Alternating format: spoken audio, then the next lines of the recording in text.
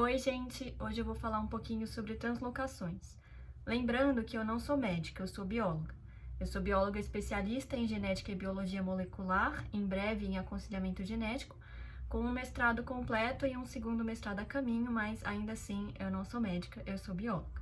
Eu não estou interpretando exames e também não estou fazendo diagnósticos, e mesmo que eu fosse médica, não daria para fazer um diagnóstico através de um vídeo simples no YouTube. Outra coisa importante que vocês devem lembrar ao assistir os meus vídeos é de olhar as datas que o vídeo foi gravado. Então, a ciência, ela avança muito rápido. Então, um vídeo que eu gravei há 2 anos, ele já pode estar desatualizado e podem ter surgido coisas novas. Então, prestem atenção nas datas em que o vídeo é gravado. Desde que eu fiz um vídeo sobre cariótipo, eu recebi e-mails de pessoas pedindo para eu explicar o resultado delas. E às vezes os resultados, eles contêm translocações. E aí eu pensei em fazer um vídeo para explicar o que eu particularmente sei sobre translocações, uma coisa bem geral mesmo, só para dar uma ideia do que o médico pode falar para vocês no dia da consulta. Inclusive, é muito importante que vocês voltem no médico que pediu o cariótipo para vocês, ou marquem uma consulta com o geneticista, para que ele possa dar informações mais específicas para o seu caso. E se o que o médico falou bater com o que eu falei aqui, deixa nos comentários ou me manda um e-mail, porque eu vou ficar feliz de saber. No meu vídeo sobre cariótipo, eu mostrei essa imagenzinha aqui para vocês, com o cariótipo, com os nossos 46 cromossomos, e eu expliquei que a gente tem o cromossomo 1 do pai, 1 da mãe, 2 do pai, 2 da mãe, 3 do pai, 3 da mãe, e por assim vai até o parzinho 22, e os cromossomos sexuais XY. E aí, a translocação é basicamente quando um pedacinho do cromossomo, ele sai e troca de lugar com outro. Então, aqui tem um esqueminha mostrando uma pessoa normal ou saudável, em que ela tem 2 cromossomos 1, aqui em azul, e 2 cromossomos 2 em rosa. Quando ocorre uma translocação, um pedaço de um cromossomo vai trocar de lugar com outro. Nesse caso, eu estou usando como exemplo o cromossomo 1 e o cromossomo 2, mas pode ser qualquer conjunto de cromossomos. Pode ser o 1 e o 20, 1 e o 21, o 6 e o 10. Nesse caso, eu vou usar como exemplo o cromossomo 1 e o 2. Então, nesse caso, um pedaço do cromossomo 1 vai trocar de lugar com o cromossomo 2, e aí a pessoa vai ter uma translocação que a gente chama de translocação equilibrada, em que a pessoa ainda tem um cromossomo 1 normal, ela ainda tem um cromossomo 2 normal, mas agora ela vai ter 2 cromossomos que a gente chama de derivados ou derivativos, em que é um pedaço do cromossomo 1 e um pedaço do cromossomo 2.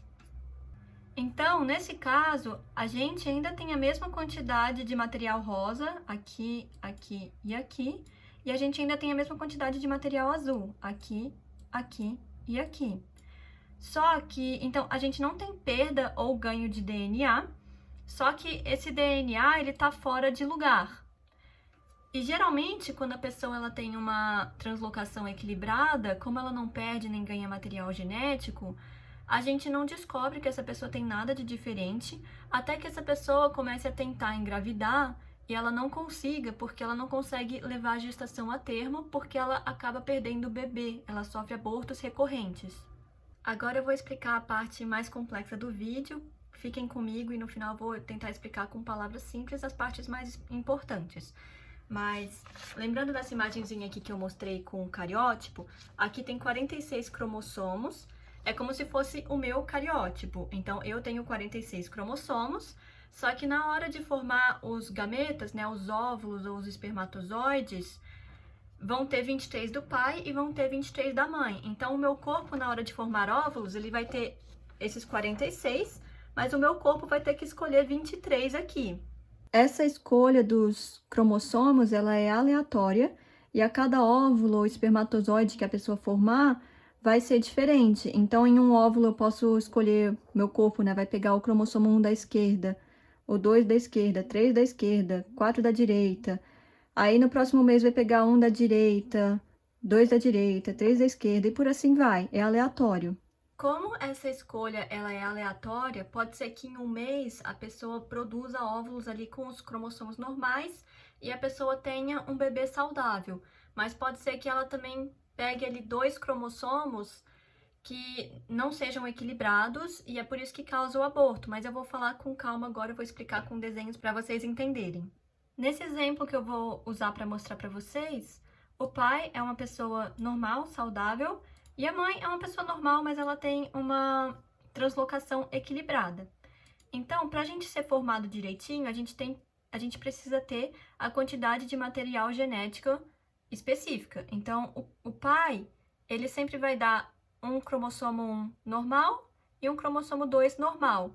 Mas como a mãe ela tem uma translocação equilibrada, a cada mês ela pode pegar os cromossomos normais ou os cromossomos derivados. Então, suponhamos que em um mês o pai deu esses cromossomos normais e a mãe, na hora de produzir os óvulos, ela também pegou os cromossomos normais. Então, juntou os dois aqui, os 4 cromossomos, né? E a gente tem o quê? A gente tem, então, uma criança saudável. Então, mesmo a pessoa tendo uma translocação equilibrada, ela consegue ter uma criança saudável. Agora, numa próxima vez que esse casal tentar ter filhos, o pai de novo vai dar os 2 cromossomos normais, mas a mãe, dessa vez, ela pode pegar esses 2 cromossomos derivados. Então, o filho deles, ele não vai ter material genético a mais ou a menos, então a gente ainda tem uma quantidade de azul aqui, normal, e a mesma quantidade aqui e aqui, que está dividido, e a mesma quantidade de rosa aqui e aqui, só que aqui está dividido. Então, essa criança, ela não vai ter material genético a mais ou a menos, mas ela vai ter a mesma translocação equilibrada da mãe. Essa criança formada com os 2 cromossomos que se complementam, essa translocação equilibrada, essa criança vai ser saudável, que nem esse pai ou essa mãe que tem essa translocação, só que no futuro, quando ela tentar ter filhos, ela também vai ter o mesmo problema de talvez ter abortos recorrentes. Os abortos recorrentes, eles são causados quando na hora de formar aquele óvulo ou aquele espermatozoide, o corpo ele não pega os 2 cromossomos normais, nem os 2 cromossomos equilibrados, os 2 derivados. Os abortos, eles acontecem quando a gente pega uma combinação de um cromossomo normal e um derivado, porque isso vai trazer aumento de um material genético e diminuição de outro.